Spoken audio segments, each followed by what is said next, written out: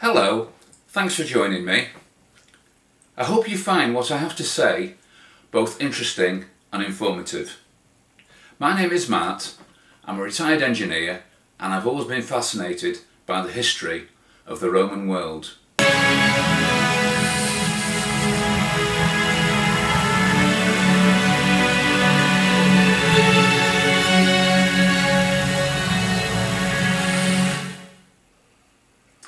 The recent discovery of what is known as the Gallo-Roman Dodecahedron, which was found in Norton Disney in the Midlands of England, has only caused more speculation as to the true purpose of what these items were used for, and has baffled both amateur and professional archaeologists alike.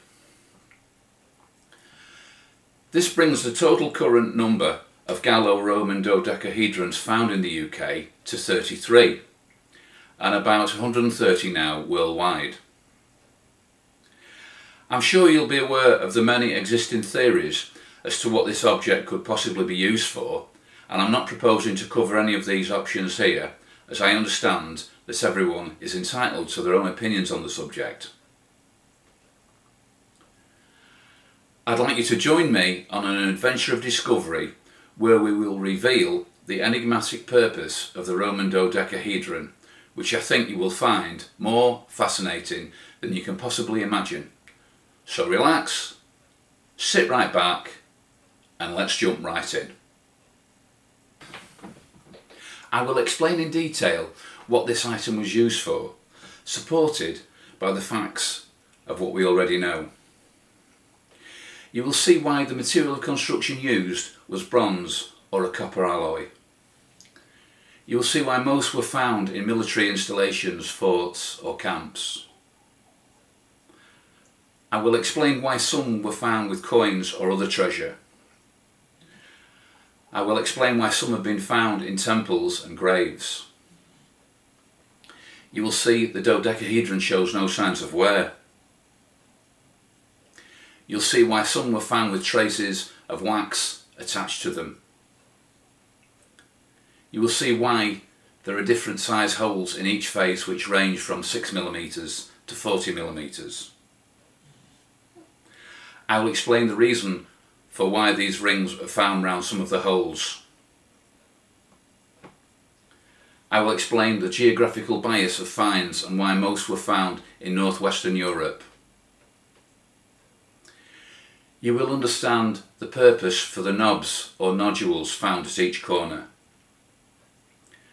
I will explain how it was used and why the dodecahedron geometry was used for this purpose. You will also understand why there are no written or pictorial references to the dodecahedron in history. It's a well-known fact that Julius Caesar used cipher systems to communicate orders and messages with his legions during the 1st century BC. Very briefly, there are two main types of ciphers used around this time. A transposition cipher, where all the letters of the message are just mixed up somehow, and a substitution cipher, where a letter of the message is substituted for a letter of the code. The first documented use of a substitution cipher for military purposes appears in Julius Caesar's Gallic Wars, where Caesar describes how he sent a coded message to Cicero, who was besieged and on the verge of surrendering to an enemy. In this instance, he used a substitution cipher where he replaced the Roman letters with Greek letters, and this rendered the message unintelligible to the enemy surrounding Cicero's camp.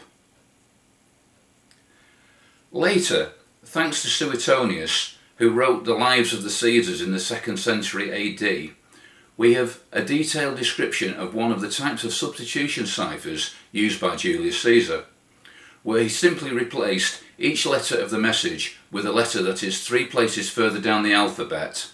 This was known as the Caesar shift cipher. But after a period of successful use, the code breakers were able to break the Caesar shift cipher easily by what is known as the brute force technique. The code breakers eventually realised that there are only 22 different combinations of the 23 letters of the classical Latin alphabet, which was then in use at this time, which needed to be checked to decode the message's meaning. This could be achieved in a relatively short space of time, and the original meaning of the message could be revealed. I do not pretend to be an expert in the subject of cryptanalysis and codes or ancient languages, and there are many sources both in libraries and on the internet for people who require further information in these fields. All we need to appreciate from our perspective is that the classical Roman or Latin alphabet, as it was known at this time, consisted of only 23 letters. The letters J, U and W were not present until much later in history.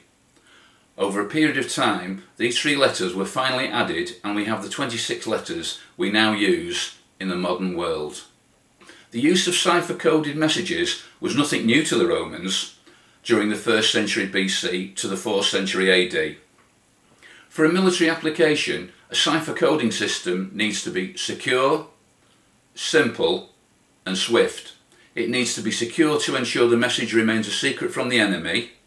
It needs to be simple so that it can be used repeatedly in challenging conditions under the stress of battle. It needs to be swift to use in both coding and decoding processes. As a result, code makers realised that a stronger cipher was required to ensure the security of a message. So what is now called the random Caesar shift cipher was developed. This is where all the letters of the cipher text are randomly mixed up, giving an absolutely enormous number of combinations to the cipher text that would be impossible for the enemy to decode in the time for the information in the message to be useful to them. The number of possible combinations available in the 23-letter random Caesar shift cipher is 2.5 times 10 to the power 22, which is an absolutely enormous number. The early code makers knew that the random Caesar shift method was big enough to be useful to them. But how could this practically be achieved?